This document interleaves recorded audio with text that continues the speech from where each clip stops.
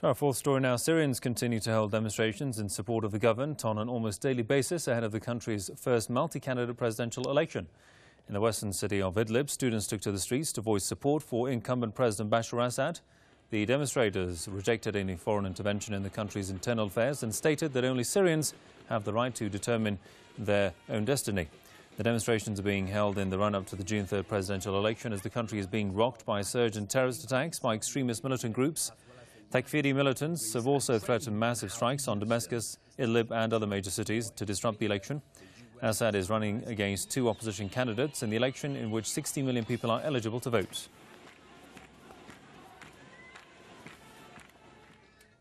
For more on this, let's go to New York and talk to Dr. Webster Tarpley, author and historian. Welcome, sir. Dr. Tarpley, we know that President Bashar Assad is taking part in the presidential election. What would it mean for both Syria and the world if Assad wins yet another term in office? Well, I think it would provide what Syria needs most, and that is stability.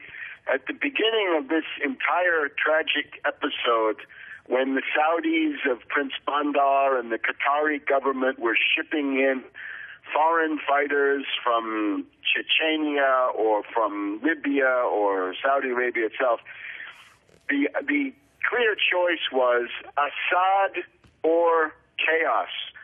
And that has turned out to be true in the sense that the areas that fell for whatever time under the control of these terrorist rebels have suffered enormously. And the country in its housing stock and in its infrastructure has suffered atrocious damage and privations and of course all these needless victims. So I think the question of stability, the idea of being able to guarantee the framework of civilization is the most important single consideration. And indeed, I think from that point of view, Assad was never anywhere near the person that was portrayed in the NATO and U.S. and British propaganda media, because he was really a reformer.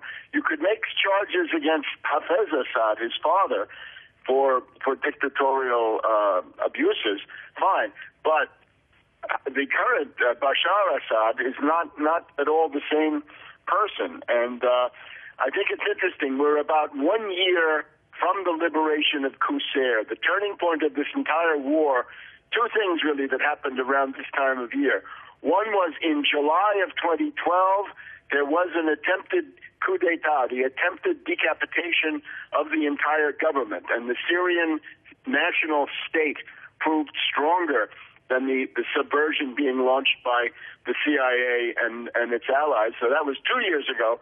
And then 1 year ago, almost exactly, we had the liberation of Qusayr and the turning of the tide militarily. And since the turning of the tide, we've seen Homs completely liberated, and now even key parts of Aleppo.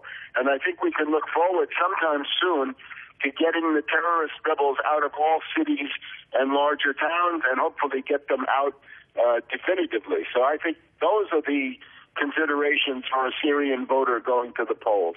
And of course, speaking of terrorists, I mean, how much do you think the insurgents will be successful in their attempts to disrupt the election process through terror attacks targeting the people?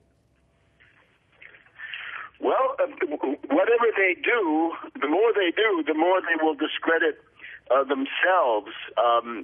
And I think it will showcase for the world exactly what they're made of, what their program is.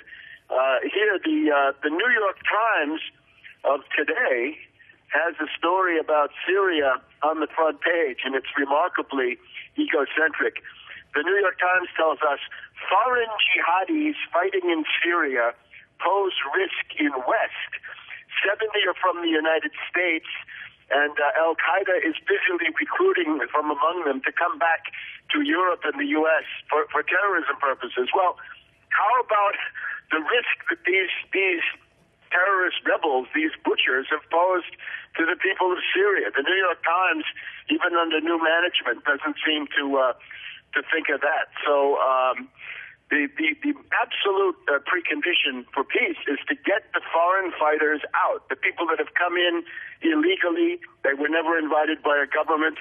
and therefore they should all go home. And then at some point, the NATO governments are going to have to pay the piper. They're going to have to deal with this problem. And it's, again, uncannily similar to the post-Afghanistan problem, where the foreign fighters then metastasized into much of the nearby world.